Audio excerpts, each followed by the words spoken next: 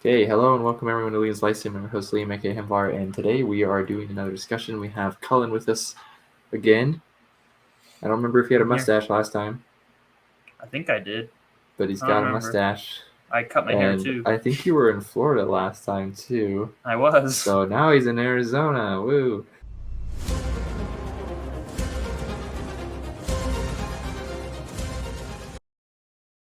Okay, Whoa! but yeah. So we're talking about Rise of the Horde by Christie Golden. We already did one for Lord of the Clans. I don't know. It's been a month or so now. I'm not sure. Just about. And this works actually pretty well as a sequel, though it's really a prequel. Um, It's I a mean, it was prequel, written but afterwards. So and the narrator is Thrall post Lord of the Clans. yeah, that's true. Actually, that's a good point. I forgot about that because you only really see it at like the beginning of each chapter. Yeah. It's always that was one question I actually had. I can't remember if it's answered because I finished this a couple weeks ago. Cullen finished this. Today. Yes. But So basically yesterday. yeah. So where was he getting all the information on his daddy?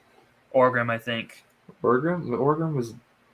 I think it's just Yeah. insinuated. Yeah, because he becomes friends with Orgrim in Lord of the Clans. I think it's insinuated that he was told all that stuff by Orgrim. Okay, because I But I know don't I know know for a fact. I know he wasn't being told all of it by the shaman. Oh, what the heck is his name? Drekthar? No. Yeah, he wasn't being told by Drekthar, though he's talking. That seems to be who he's recounting to, Yeah, that's who he's talking somewhat. to. Though Drekthar already knows some of the story. Um, this was, in my opinion, a lot better than Lord of the Clans. Like this is Yeah. just, it's a lot more tragic. Oh, yeah. Golden just seems to do a better job with it as well, in my opinion. Well, it's also like a lot newer. She would have been writing a lot more, right? Yeah, but even like when I read the one Ravenloft novel, that came out in the early '90s, so like 10 years before Lord of the Clans. So it just wasn't as So good. yeah, I don't know what happened there. I mean, I still like Lord of the Clans, don't get me wrong, but this is really good, I thought. And it stinking sucks though in a way. It's very tragic. It's just straight up Yes. a tragedy. It's like watching a train wreck. That's basically all this novel is. Um, it's from like the beginning to the end. It's not going good. Um, Actually, that was I pretty agree. interesting though how it starts though, because it starts with the other people. Heck, I'm forgetting what The they call them. Draenei. Yeah, the Draenei, but didn't they call themselves something else? I don't remember. Anyways, Well, yeah, they're called the Eridar. yeah, Eridar. Okay, so we learn about Kil'jaeden and Sargeras.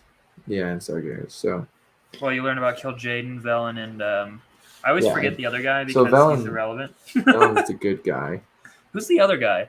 It's Kil'jaeden, Velen, Archimundi or and something. Archimonde. Archimonde. Archimond. Okay, I can Yeah, yeah. remember. Hey, It's Archimonde. It's just spelled weird. Archimonde is the one who in Warcraft 3 destroys Dalaran. wow.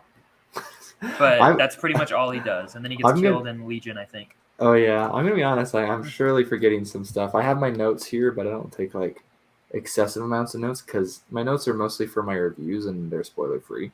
Um, so yeah, I thought it was pretty interesting how he establishes though that like the Eridar like get corrupted first, and Yeah. they become the Burning Legion, right? Like They that's are the just Legion.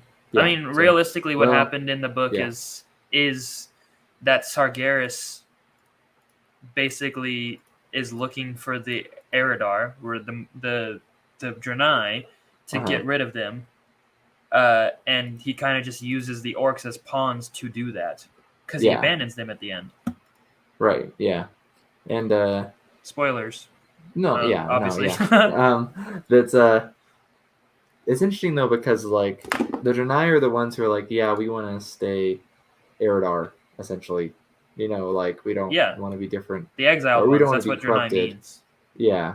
So Velen, I thought was a very tragic character. Velen Uh, continues to be tragic through the entirety of yeah, Warcraft. he just gets wrecked over and over again, and it's just Yep. kind of sad. And um, I don't know. I don't know how to describe this besides tragic. It reminds me of just about every tragedy I've ever read. Right? It's That's like what it is. it's not just people doing bad things, which could just be a lot of fantasy these days. It's like fate is just screwing you over, man. Like, and it does Over not and care. over. Yeah. So I mean, like, All of it's them. really stinking sad. Yeah. I feel Even the so good bad for guys. the orcs in this one, because Yeah. even I mean, it's easy to say our main character is Durtan, and I feel so bad for him because he's like, even though he's the good guy, there's still a few times where it's like, you should not have done that, Durtan. Yeah, but he feels like he has no choice. Yeah, right, exactly. Which is really sad. So, and in the end, as we know from Lord and the Clans, he just dies anyways. Eventually he's just like, yeah, I am just gonna do the good thing, In the prologue, it regardless. says it, or in the epilogue, it says it too. Yeah. Because at the very end of the book, it's like Duratan, right before they run through the dark portal, Duratan's like, whoa, I'm surprised they're letting me do this. I thought I was going to be exiled or executed right here. And then as soon as he says for the Horde, the book's over. Epilogue. Thrall's like, they killed my dad.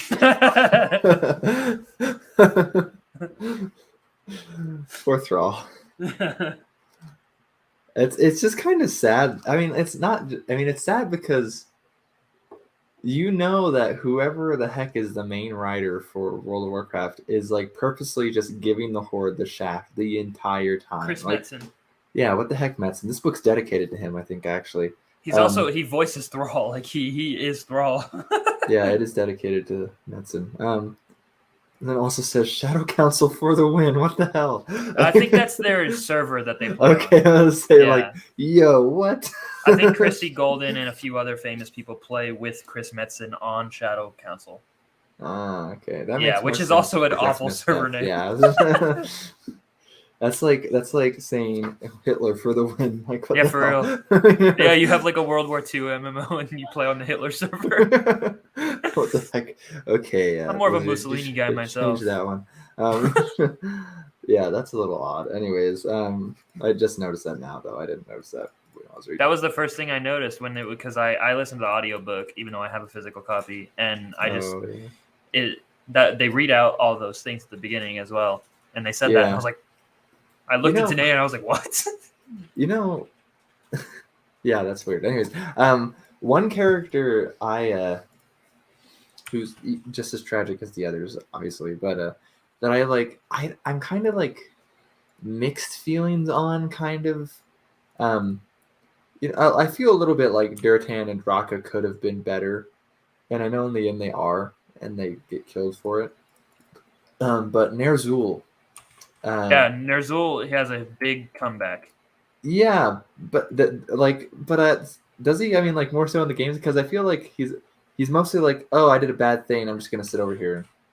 Oh no! Well, no, and this is as good of a comeback as he gets. In this, he sends the note to Duratan so that they don't drink the blood of Manoroth. He does do some good, but like at the same time, a good thing. Still, but then what happens after that?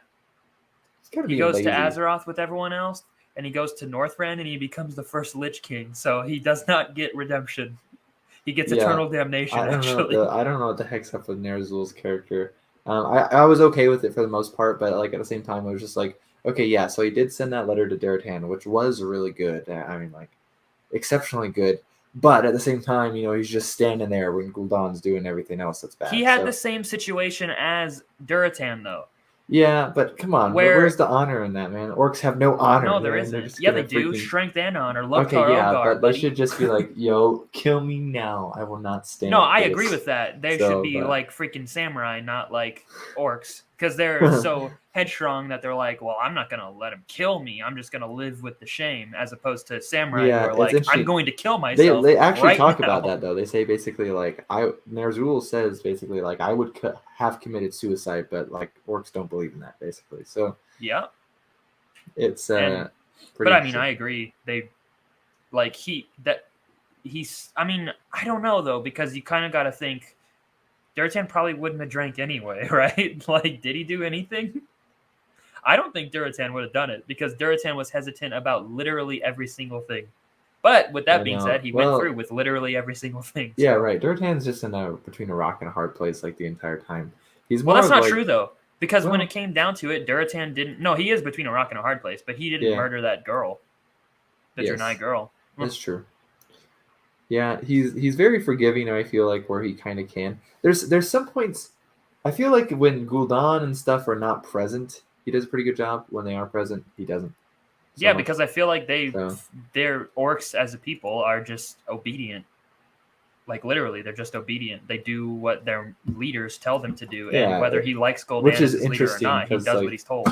I wonder where they got that idea that like that's how orcs should be. Because I mean, it's funny because you can get away with it, right? Because orcs are not human. They don't Yeah. have to think like humans. You know what I mean? Like, um, they can make them think like however the heck they want, right? So, um, which is the problem for orcs, right? I mean, like it's not just a problem for Durtan and for Ner'zhul, it's just a problem for the orcs as a whole, for the most part. I mean, because they're just being screwed over by the Legion, the Burning Legions. So, uh, yeah, that was actually kind of sad. They're just like, hey, look, your world's dying. Yeah, Yeah, but it's that's just even just dying. the thing, though, is that at the end, Sargeras, the leader of the Burning Legion, abandons the orcs, and Mm-hmm. Gul'dan is like, "Well, I'm in too deep," Yeah. and he goes through with it. He's the one who was like, "Let's go to Azeroth." He was the one. Well, at that point though, they would have all died if Oh they had yeah, stayed on which Draenor. is obviously what Sargeras wanted. Right? Yeah. Well, he didn't care for him at all. Yeah, well, he didn't So want them to die. He just didn't care what happened. yeah, that's fair. I don't know. It was interesting. I actually, like I said, I liked it. I liked it a lot. It's um, just really sad. It's like but not even fun to talk yeah, about, to be it's honest not. with It's you. it's like not a happy book like at all. I thought it was also interesting though for those who were unaware that Christie Golden narrates the audiobook, which is generally considered a big no-no. Like the author shouldn't be narrating, but I think she actually did a pretty good job. I think she did a good job, So except her you didn't like the her Draenei voices, voices are yeah. really bad, and her orc voices are like sometimes they're really good and sometimes they're really bad.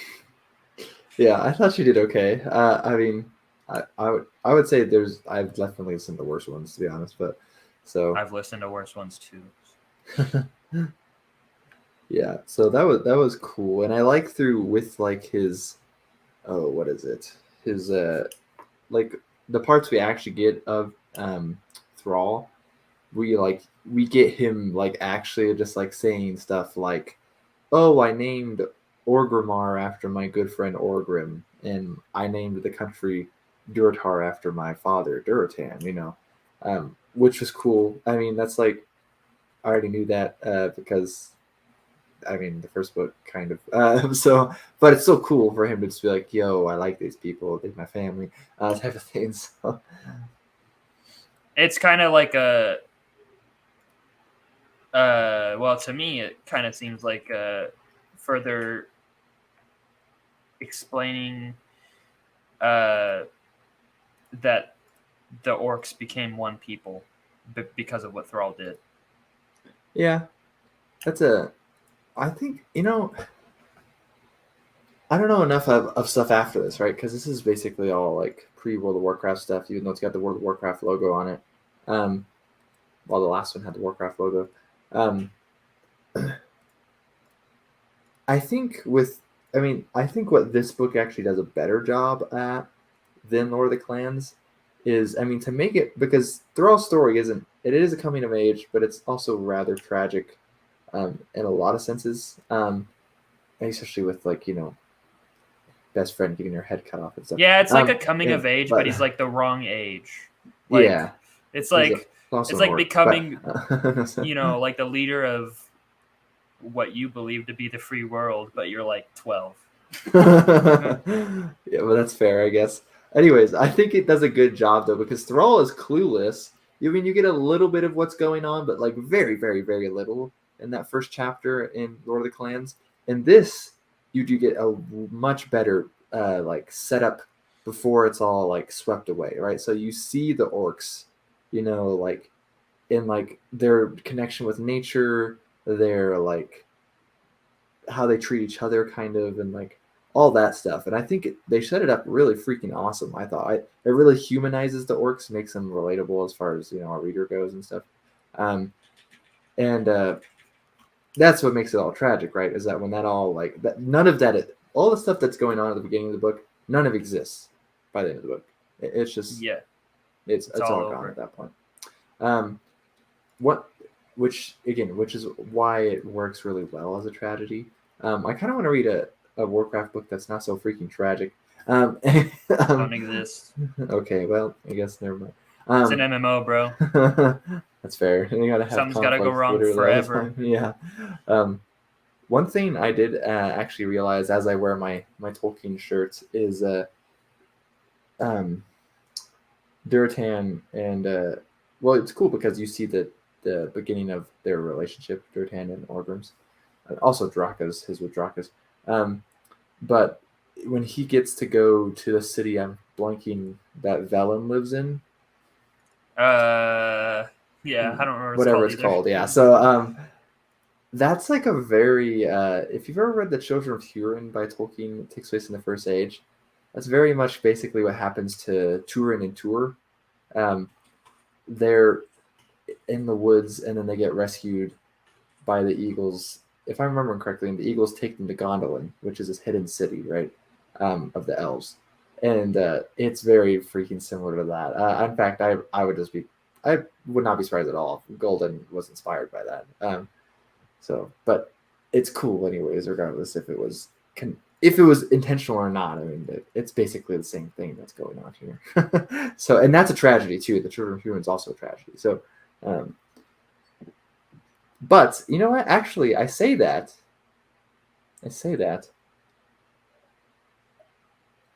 And I would need to check my copy of the Silmarillion because I just realized that the Children of Hurin wasn't even out. This came out in 2006. I think the Children of Hurin came out in 2007. Oh, it's that new? Yeah. I did not know that was... Well, there is a chapter. There's a chapter on the Children of Hurin in the Silmarillion, which is... I can't remember. I'm sure that is explained, but it would have been really brief. So it still might have been inspired by that. Just not the longer version. So, but yeah, this book's 2006. Oh, I thought that one was 2007 as well. I think this is 2006. I don't know. My notes says 2006, so it probably is. I have no idea. Oh, this is January 2007. So maybe it's the very beginning of 2007. I don't know. So I'm no expert. I know nothing. I'm no expert. You're the expert on Warcraft here. And I'm still not. I'm bad at that too.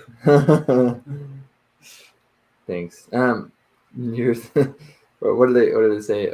I think it's a scripture actually, where it's just like the blind leading the blind, like leads them into a pit or something like that. They're all something like that. Or whatever. I don't remember.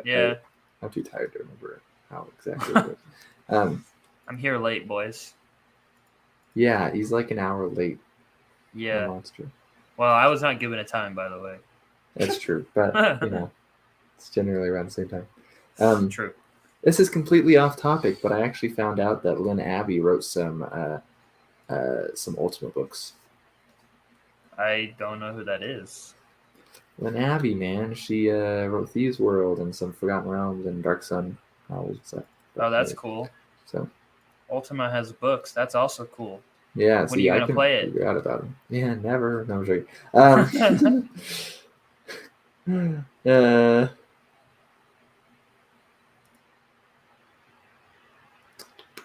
Sorry, I'm looking at the very end here. I cried. Not in the epilogue, but at the very end. Because Durotan's life sucks, dude. Yeah, I know. He's just like, ancestors save us, Thrall whispered. That's the last word.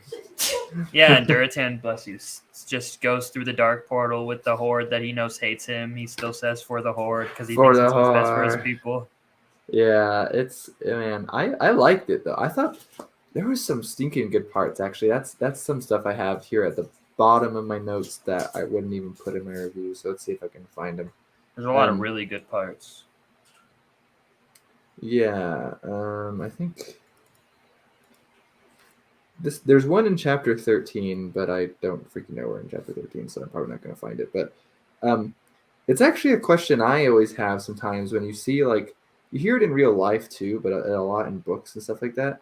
Um, like when people are doing things, right, and people, okay, so people are animals, right? Mm-hmm. Essentially, right? So the orcs, obviously, it's fantasy, so they're sapiens like humans. And the idea I hear a lot is that, like, humans aren't natural. At least the stuff we do isn't natural. It's not natural. Well, I was like, well, part of being natural is just being part of nature, right? And so humans are definitely natural, and I can see what some people are getting at sometimes, though. But in chapter 13, there's just like a small line. I think the several of the characters are talking to each other.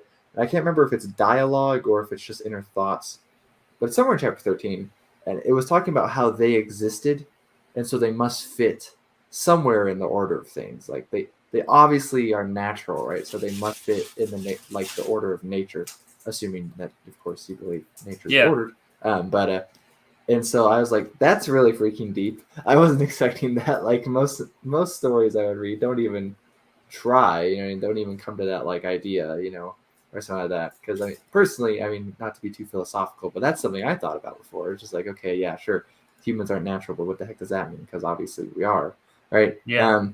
So I thought that was pretty cool.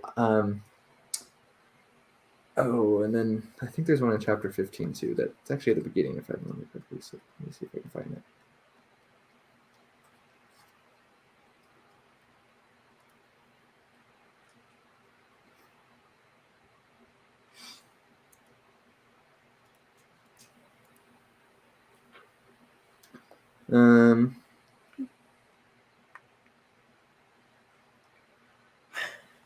Hey, so I actually want to just read this beginning part for chapter 15.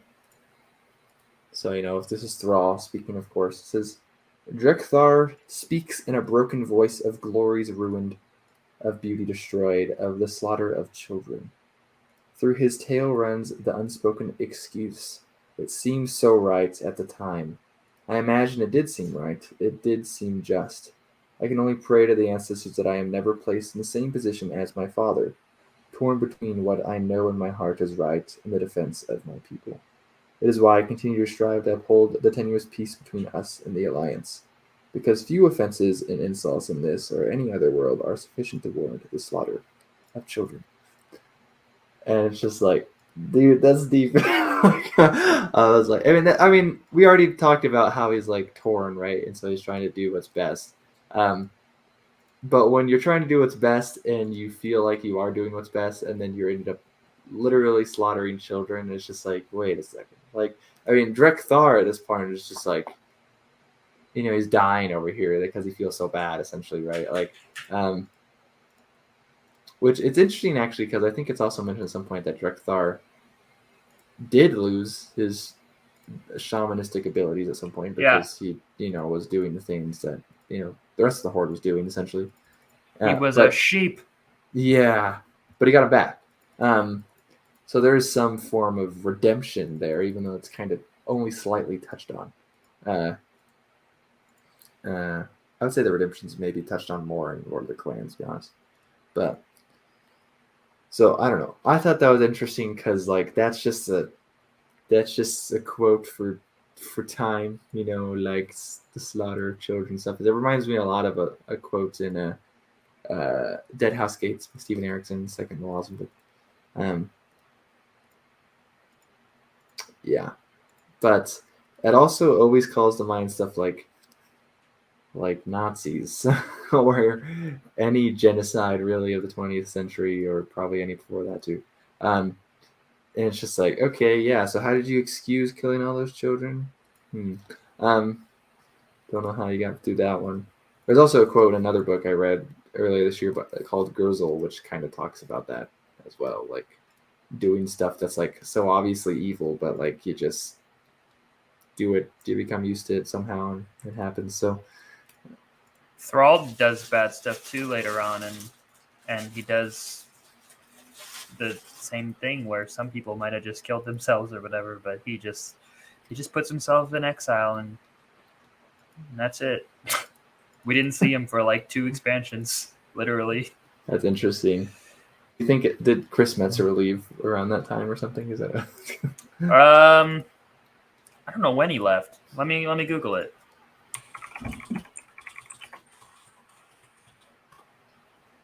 He quit in 2016. That's when he left. Hold up. Yep. Legion came out in 2016. Sure enough. Wow. That's like an actor not wanting to be on a it. show anymore. Yeah, but this is different. But he still voices them, right? Because I mean, Thrall did show back up, and I think it's still Metzer voicing. I think so. Yeah, Thrall's back for sure, and he's redeemed himself a little bit. He's working with the King of the Alliance, so. Well, he always seems to kind of want to do that. At least at the end of this book, that's like they have a weird there was a weird bit there where we all thought he was like in love with Jaina Proudmoore, so that wouldn't be his first human that people thought he was in love with. Taretha. Well, God bless you. We were talking about this actually before I started recording, but the background actually there is Thrall. I think this is probably Duratan? I don't actually know. It probably doesn't. No, that's Grom. That's Gromash. Oh, that makes sense actually. If it's got a top knot, it's Gromash. Okay, you would know, having actually played the game. So that's cool. But the one on the behind us is Thrall, and apparently there's actually an illustrated edition of Lord of the Clans and Rise of the Horde. I think it's 1 volume. I've not seen any pictures of what those illustrations look like. Yeah, I'm actually curious to know. So, yeah, I can look this up too. Actually, let's see. I wonder if he's drawn like that because he's on the cover of it, as you said. That's true.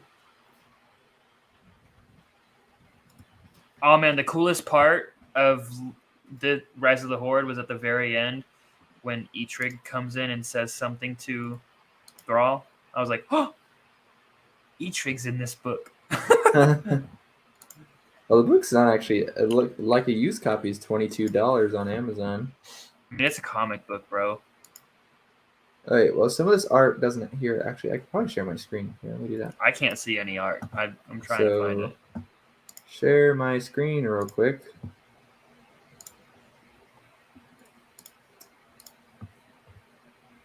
Okay, bear with me as I go to this. Okay, so there's this little art you can see on Amazon's.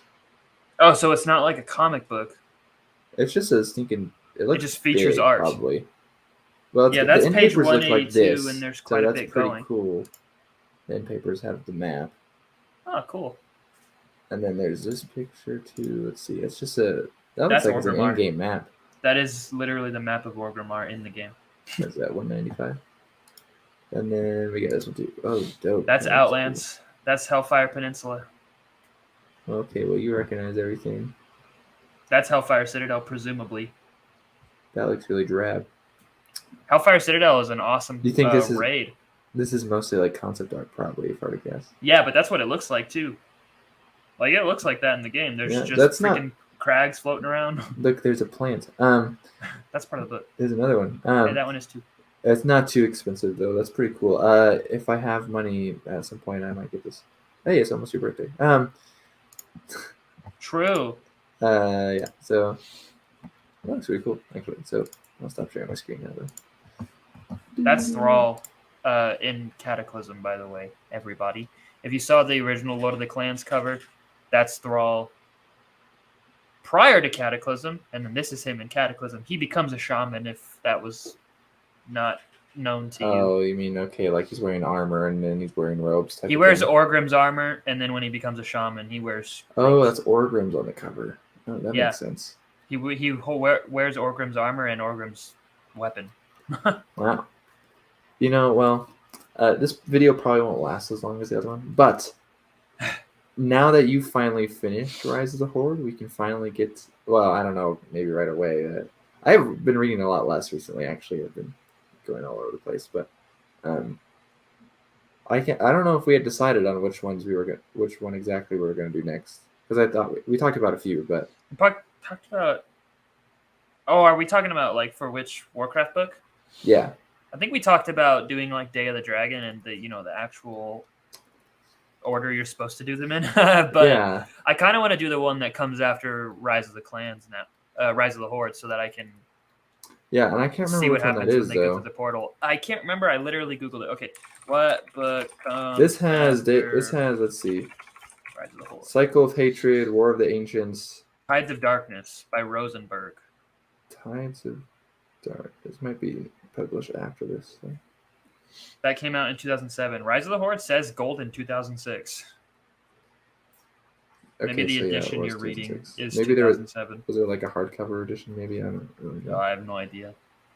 The version I have Okay. is later than that. Wait, there's a Warcraft book written by Jeff Grubb. How did I miss that one? What's it called? The Last Guardian. The Last Guardian. That's got to be about Medivh. Yeah. When Medivh showed up in the book, I pogged pretty hard. I'm not gonna lie. It said There's that also- Gul'dan goes in the tent Oh, yeah. and sees a Oh, gangly yeah. thing that he can tell is a male, but it's not like anything he's seen before. I was like, it's Medivh. And then Medivh was like, hey, I'm Medivh. yeah. I was like, when he came up, I looked him up. I was like, who the heck is this guy? You know, as someone who's not familiar. You've seen the movie. So, but yeah, I looked him up. I was like, oh yeah, okay, I remember this. Also, in my version, apparently there's graphic novels. So if anyone's interested in a Warcraft graphic novel, all 3 of these volumes are out now. 2 of them were out when this came out, apparently. But so, Dude, for real. Beyond or Tides of Darkness is not available on Audible.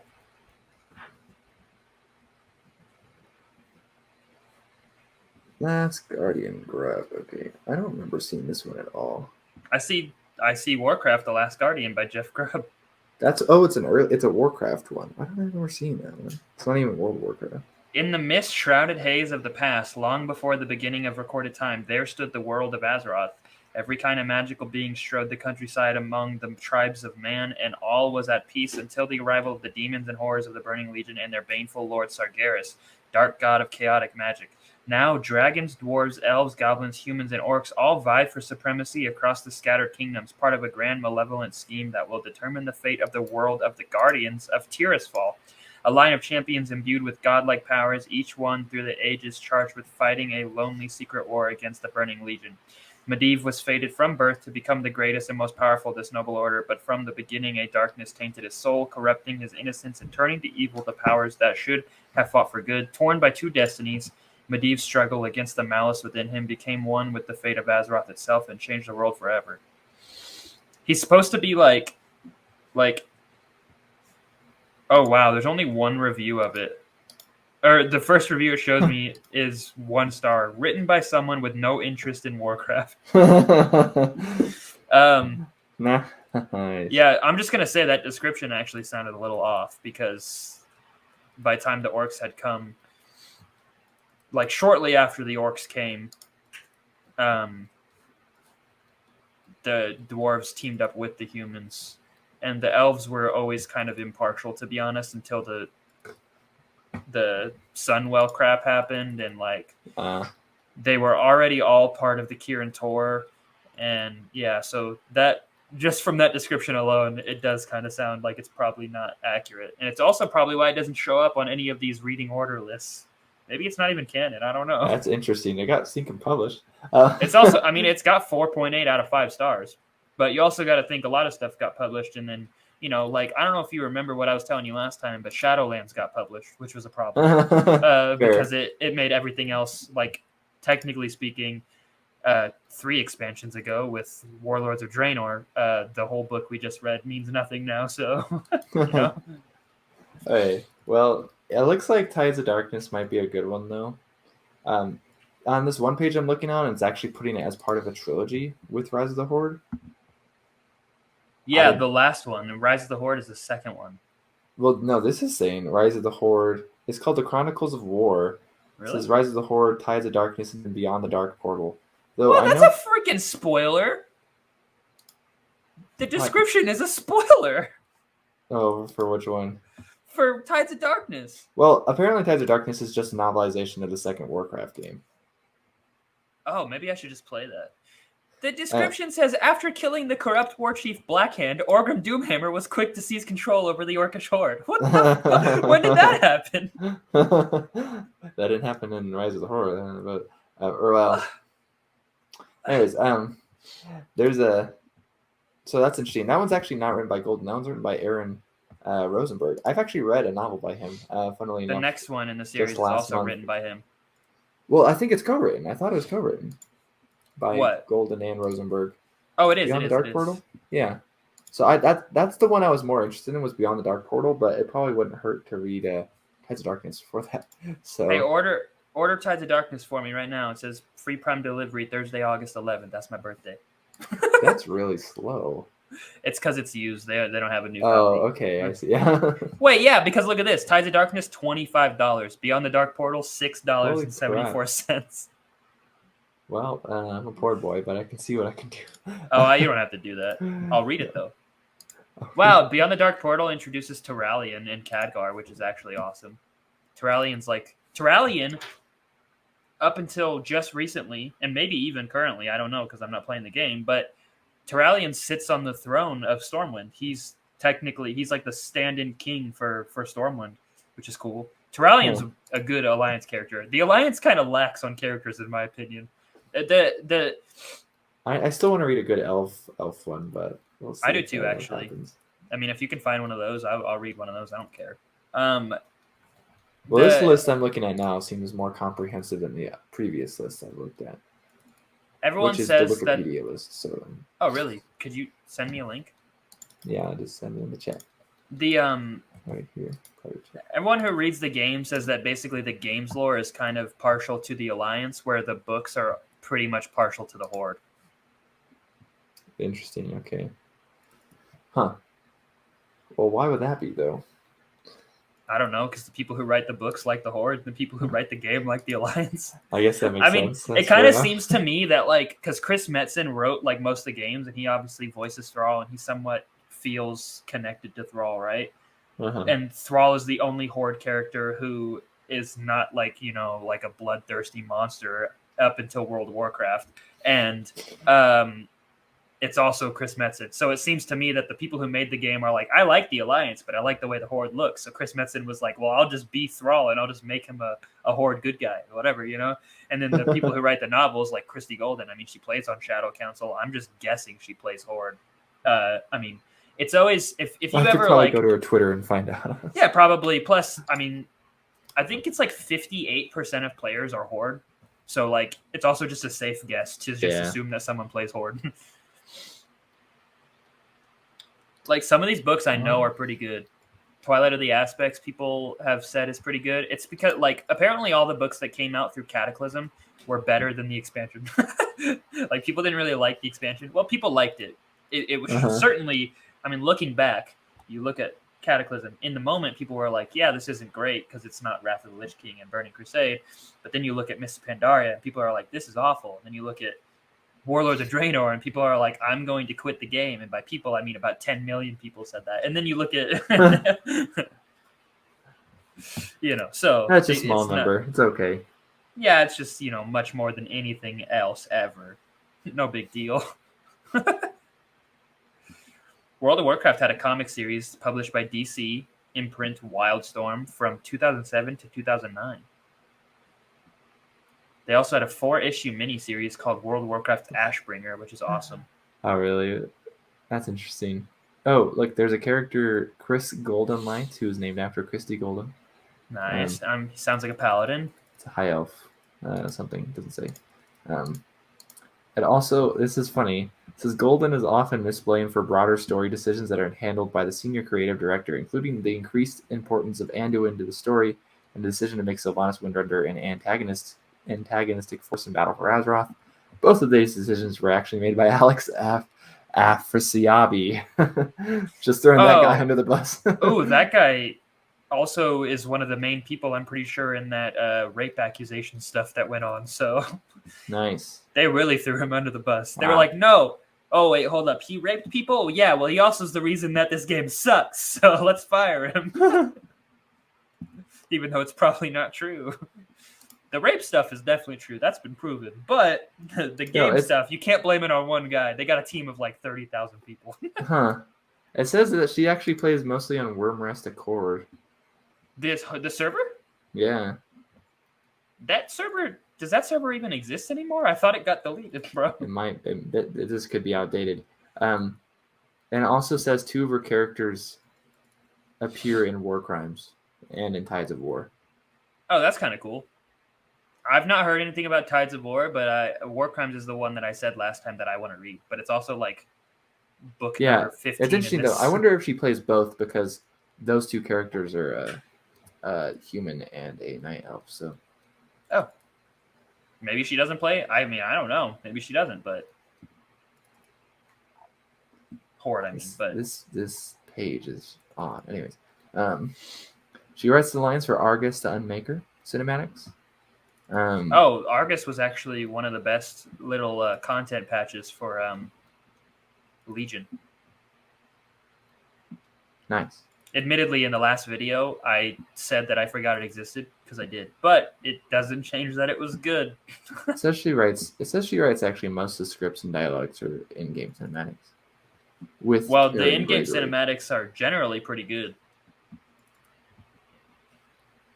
Huh. You can watch funny those though, and get a good idea. She's an employee of Blizzard, right? Obviously, I didn't know that. But apparently she's only been an employee since 2016. Oh, so she was just writing the books before, and then they must have hired her for the in-game cinematics and stuff. Yeah, and she lived in Colorado, but she moved to California after she became a full-time employee. So fair. As a result of becoming a permanent member of the team, she no longer writes expansion prequel novels, but will continue writing other books. The latest novel is by her, Sylvanas. Sylvanas, yeah. I hope it's good. Because it is.